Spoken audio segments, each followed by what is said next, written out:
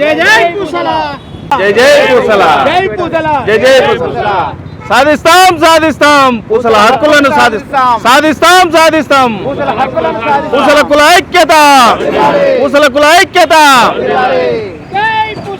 పూసల జాతికి అన్యాయం జరిగిందంటూ గతంలో ఎన్నో రాస్తారోకాలు ఎన్నో నిరసనలు తెలియజేసినటువంటి పూసల సామాజిక వర్గం పూసల సంఘం రాష్ట్ర అధ్యక్షులు అదేవిధంగా వర్కింగ్ ప్రెసిడెంట్ అయినటువంటి సత్యనారాయణ గారు, కోల శ్రీనివాస్, ఈ విధంగా రాష్ట్ర కమిటీ మొత్తం కూడా ఇక్కడికి హాజరైనటువంటి పరిస్థితి. వారి మాటలు అడిగి తెలుసుకునే ప్రయత్నం చేద్దాం. గతంలో జరిగినటువంటి అన్యాయం ఏంటి, ఇప్పుడు పూలమాలలతోటి వాళ్ళు రాష్ట్ర ప్రభుత్వానికి సీఎం రేవంత్ రెడ్డికి ఏం చెప్పాలనుకుంటున్నారు అనేది అడిగి తెలుసుకునే ప్రయత్నం చేద్దాం. నమస్తే అండి.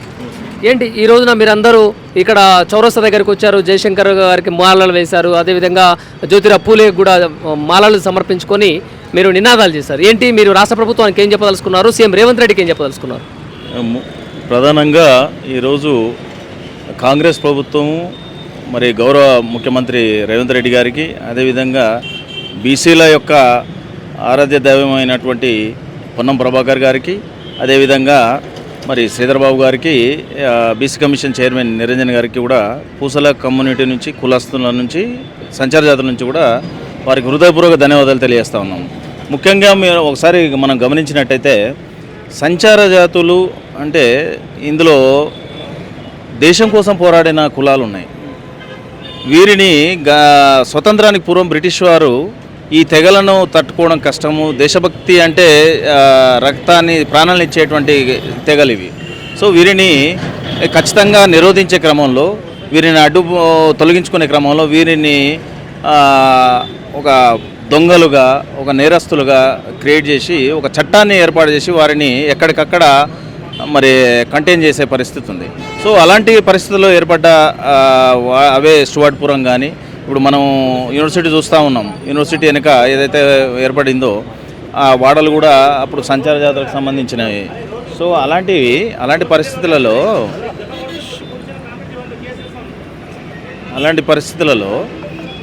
సో ఎక్కడికక్కడ చెల్లాచెదురైపోయి భిక్షాటన చేసుకుంటూ ఒక ఊరు నుంచి ఒక ఊరుకు సంచారం చేసుకుంటూ ఆధారిత కులాలుగా ఒక కులం మీద ఆధారపడి ఇంకో కులం ఉండే పరిస్థితికి వచ్చినాయి. మీరు గమనించినట్టయితే తోలుబొమ్మల కానీ, పూసల కులస్తులు కానీ, వడ్ర వస్తువులు కానీ, మేదర కానీ, బోయ కానీ, అదేవిధంగా బాగోతుల కానీ, దొమ్మర కులస్తులు కానీ, తోలుబొమ్మల ఆట ఆడిచ్చేవారు కానీ, ఇవన్నీ కూడా గంగిరెద్దుల వారు కానీ, ఇవన్నీ కూడా సంచార జాతులు. సో ఈ కులాలను కొన్నిటిని ఆ రోజున 1974 సంవత్సరానికి ముందు ఇవన్నీ కూడా డిఎన్టీలో ఉన్నాయి, క్యాస్ట్ సర్టిఫికేట్ కూడా వచ్చినాయి. సో 1974 తర్వాత బీసీ ఎస్సీ ఎస్టీ ఏర్పడ్డ క్రమంలో ఇవన్నీ చెల్లాచెదురుగా చేసి కొన్ని సంచార జాతులను బీసీలో, కొన్ని సంచార జాతులను ఎస్సీలో, కొన్ని సంచార జాతులను ఎస్టీలో చేర్చారు.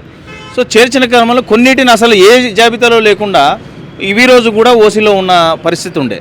సో అలాంటి పరిస్థితులలో ఒక సుదీర్ఘ పోరాటం మరి సంచార జాతులు చేసే క్రమంలో ఒక నాయకుడు లేక, గతంలో పూర్వంలో మీది బీసీ డీలో ఉన్నటువంటి మిమ్మల్ని బీసీ ఏకి మార్చారు.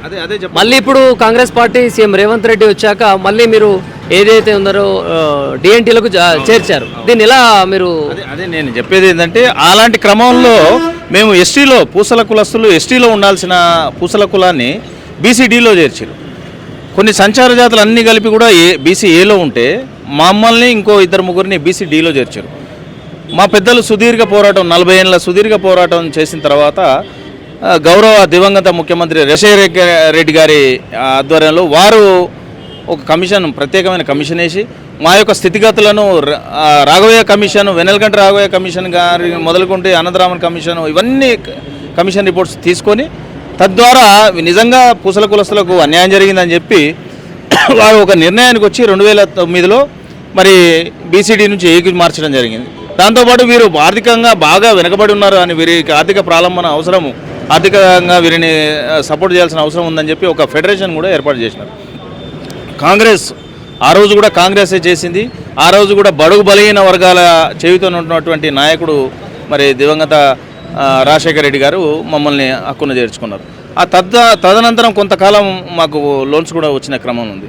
ఎప్పుడైతే తెలంగాణ ఉద్యమం మొదలైందో, ఆ తెలంగాణ ఉద్యమం మొదలైనప్పుడు సంచార జాతులను అందరినీ కూడా ఏకీకృతం చేసి, ధర్నాలు చేసి, రాస్తారోకోలు చేసి, అదేవిధంగా చైతన్య రథయాత్రలు కూడా మరి పూసల కులస్తులు అందరితో మమేకమై చేసిన సందర్భాలు ఉన్నాయి.